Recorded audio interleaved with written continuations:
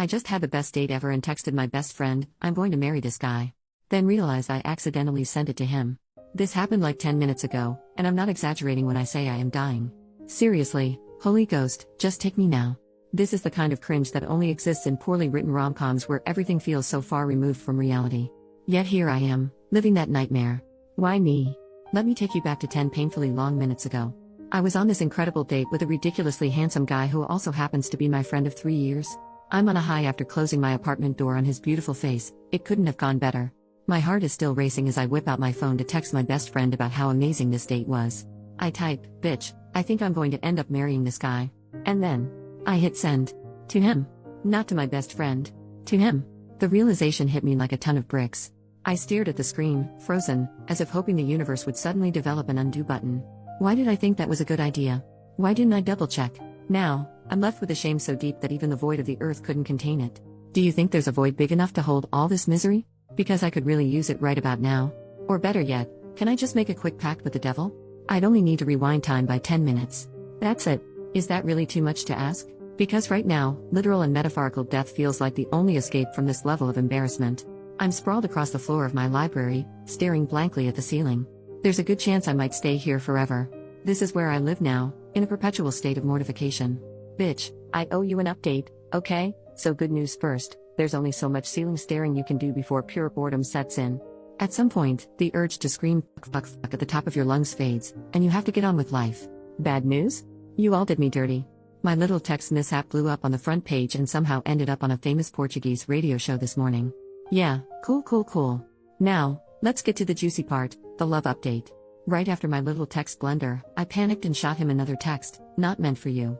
With a crying emoji because, obviously, I needed to try and save some face. And, this sweet man responded right away, I don't read text not meant for me with a winking face.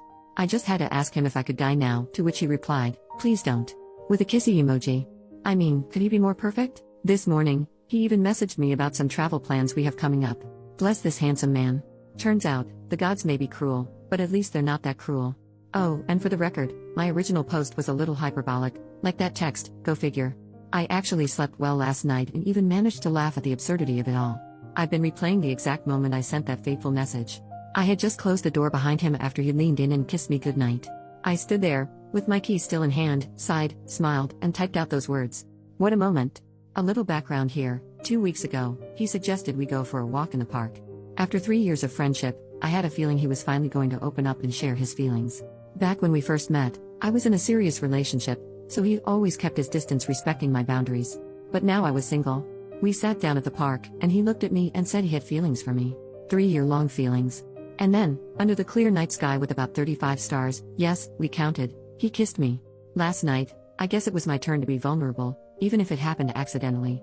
Suddenly I kind of understand Ted from How I Met Your Mother. He was always the guy I wanted to throw my shoe at, but now, I get it. Oh, and just to clarify, when I said I was in the library, I didn't mean some Jane Austen-esque space. I'm a New Yorker. Space is a luxury I don't exactly have. Growing up as a child refugee in deep poverty, my dream was to one day own enough books to fill a dedicated spot in my home. Here's a pic of my library nook, built from vintage thrift finds, DIY projects, and a lot of patience, the library. So that's it folks. The update you've been waiting for. You know, I think I prefer this messy, unpredictable life over any rom-com plot. Update 4 years later, bitch, we got married. Okay, so here we are 4 years later, and guess what? I did end up marrying that gorgeous specimen of a man. Yep, the same guy I accidentally texted, declaring my intention to marry him seconds after our first date. I still remember fumbling with my keys at the door, trying to text my best friend while locking up, only to end up sprawled across my library floor, wishing it would swallow me whole. And now, I'm his wife. Life, what even are you? I thought I'd give you all an update since, in a way, you were with me through the chaos. Your hilarious comments and shared cringe stories helped me pull myself together that night and not succumb to ultimate embarrassment. And now, 3 years of pure joy later, he's still the dreamiest, kindest guy I could ever ask for. So yeah, it was kids. That's how I met your father after all.